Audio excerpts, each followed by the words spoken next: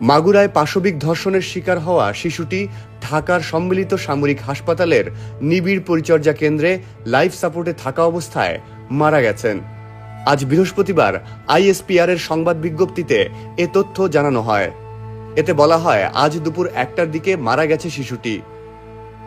ISPR শিশুটির চিকিৎসা ব্যবস্থা বিষয়ে জানিয়েছে, সম্মিলিত সামরিক হাসপাতালের সর্বাধুনিক চিকিৎসা ব্যবস্থা প্রয়োগ এবং বিশেষজ্ঞ চিকিৎসকদের সর্বোচ্চ প্রচেষ্টা সত্ত্বেও তাকে বাঁচানো সম্ভব হয়নি। শিশুটির আজ সকালে 3বার কার্ডিয়াক অ্যারেস্ট হয়েছে। 2বার স্থিতিশীল করা গেলেও তৃতীয়বার আর হৃদস্পন্দন ফিরে আসেনি। শিশুটির মৃত্যুতে গভীর শোক প্রকাশ করে প্রধান উপদেষ্টা অধ্যাপক ডক্টর মোহাম্মদ ইউনূস আসামিদের দ্রুত বিচারের আওতায় আনার নির্দেশ দিয়েছেন।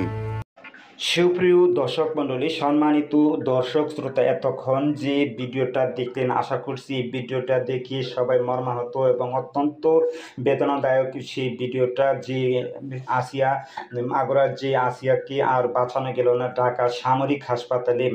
আরও ভালো ভিডিও পেতে SI মোল্লা 24 নিউজ ইউটিউব চ্যানেলের সাথে থাকুন। পরবর্তীতে আরও ভালো ভিডিও নিয়ে হাজির হব।